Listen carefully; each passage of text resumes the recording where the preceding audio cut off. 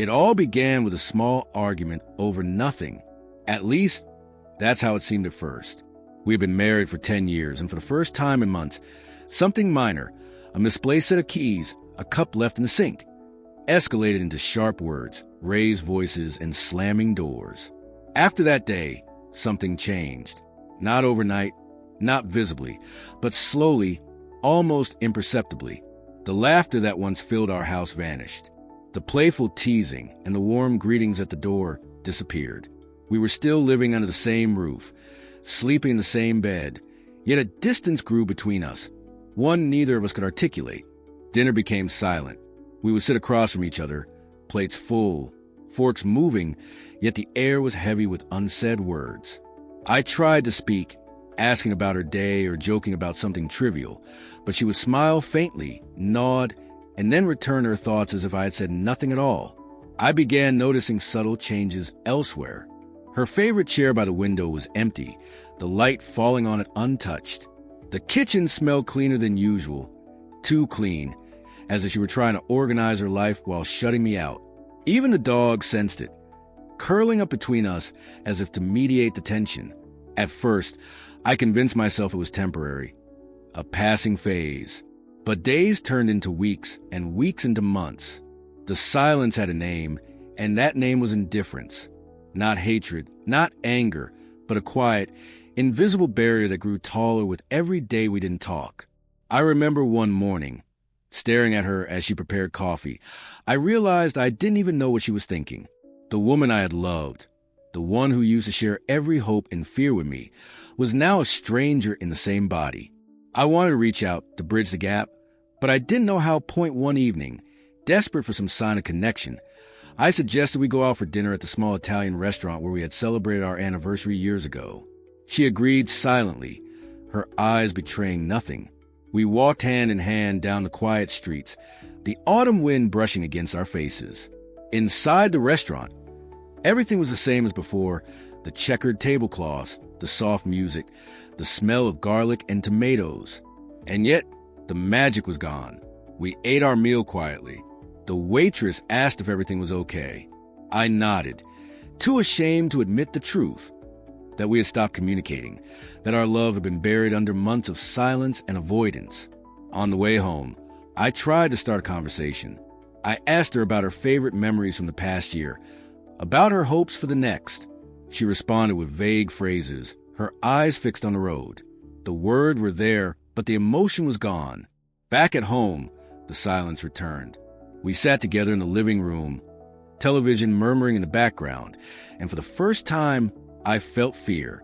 Not fear of an argument, but fear that the person I loved might be gone forever, hiding behind polite nods and quiet footsteps. I tried everything. Notes left on her pillow, texts, little surprises, even baking her favorite cake. She smiled faintly, but the wall remained. Each act of love seemed to echo against the empty distance, unanswered, unrewarded.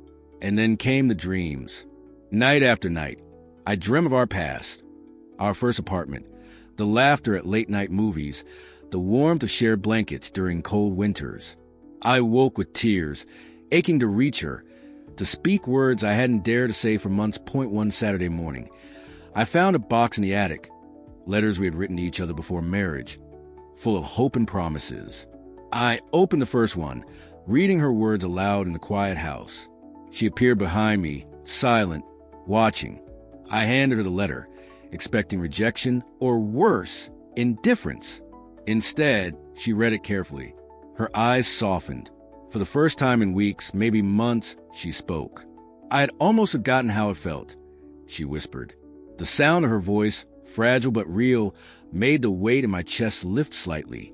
We spent hours reading old letters, laughing at youthful mistakes, crying over forgotten dreams. It was the first conversation in what felt like an eternity. Words were slow at first, but they began to flow. We spoke about the silence, about the fears we had hidden, about the pain of not being heard. It wasn't a magical fix. We still had work to do, still had walls to tear down. But that day, something changed. The silence was no longer absolute. The house, which had felt cold and lifeless, felt warmer, alive again. I realize then that love is not just about presence, but about attention, effort, and vulnerability. A marriage can survive arguments, disagreements, and mistakes, but it cannot survive the quiet withdrawal of one or both partners. Words must be spoken. Hearts must be shared, even when it is hard. From that day onward, we made small promises to speak honestly at least once a day, to ask questions and truly listen to the answers, to share moments, even the mundane, instead of retreating into silence. Some days, old habits returned, a short nod instead of a response, a heavy sigh instead of laughter, but we corrected ourselves. We reminded each other, gently but firmly, that silence could never replace connection. Months passed. The house transformed again. Not the walls or the furniture, but the feeling inside. Meals were shared with stories. Laughter returned. And even the dog seemed to relax, sensing the shift. Nights were still quiet times, but the quiet no longer felt like a barrier. It became a moment to breathe, to reflect, and then to speak again. I often think back to those months of silence, how terrifying they were, how isolating, how almost fatal to our love. I don't wish to forget them, because they taught me the hardest lesson. Love must be nurtured daily, with words, actions, and attention.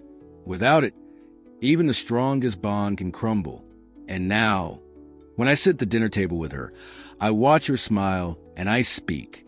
Even if it's just about small things, the weather, a memory, a silly thought. Because I know that words are life.